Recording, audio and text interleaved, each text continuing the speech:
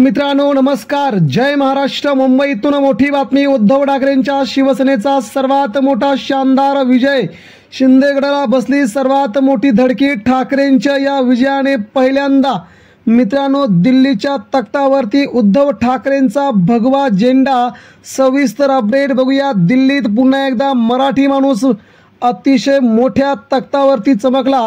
ठाकरेंचा 18 पैकी जवळजवळ 13 जागांवरती दणदणीत विजय। भाजपला 0 तर एकनाथ शिंदेंच्या शिवसेनेला 0 जागा। बघूया सविस्तर महत्त्वाची बातमी। मित्रांनो राज्याच्या राजकारणामध्ये आता मोठमोठ्या घडामोडी सध्या घडू लागल्या आहेत।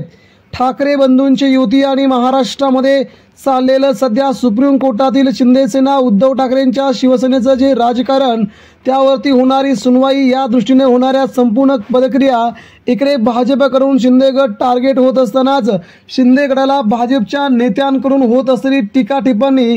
काल महत्त्वाचं वक्तव्य करून शिंदेगडाचे कॅबिनेट मंत्री असणारे शंभूराज देसाई यांच्याबद्दल शिंदेगडाच्या जिल्हा प्रमुखांनी त्यांना सरळ सरळ म्हटलं होतं की तुम्ही गद्दार आहेत। उद्धव ठाकरेंच्या पाठीत खंजीर खुपसून तुम्ही तिकडे गेले तेव्हा तुम्हाला इथे राहण्याचा लढण्याचा अधिकार नाही, असं भाजपचे नेते एकनाथ शिंदेंच्या शिवसेनेविषयी बोलू लागल्याने आता मात्र भाजपा शिंदेगडाला कोंडीत पकडण्याची चाल आखत आहे।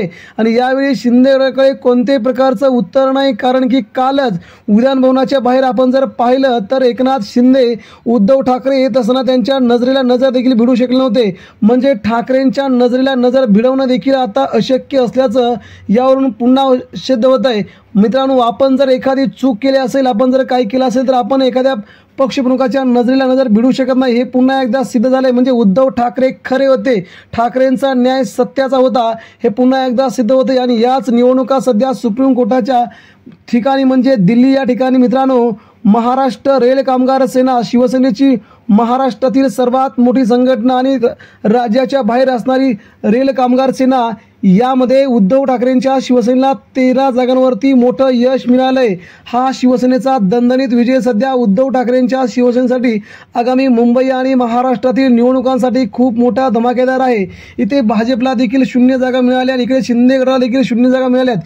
इतर अपक्षांना 4 ते 5 ठिकाणी यश, तर उद्धव ठाकरेंची अरविंद सावंत यांची कामगार सेना यांना मात्र दिल्लीच्या तख्तावरती सध्या पुन्हा एकदा सेंट्रल रेल्वे मजदूर संघ या ठिकाणी ठाकरेंची शिवसेना पुन्हा एकदा आपल्या रुबाबात तिथे पोहोचते। गेली कित्येक वर्ष ठाकरेंची या ठिकाणी सत्ता होती आणि आजही रेल्वे मजदूर संघावरती कामगार सेनेचा हा भगवा झेंडा फडकल्यामुळे ठाकरेंना हटवणं आता शक्य नाहीये।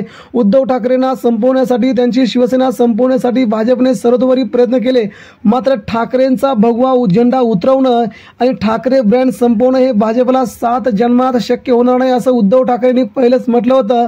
ते आता कुठेतरी खरे ठरत दिसतंय।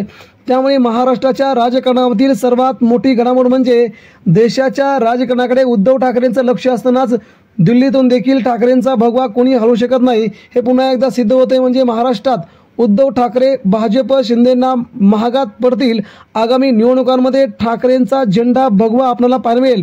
मित्रांनो याबद्दल आपणास काय वाटते? आपण जर उद्धव ठाकरेंचे कळवट निष्ठावान शिवसैनिक असाल, ठाकरेंच्या शिवसेनेला मानणार असाल तर नक्कीच खाली कमेंट करा।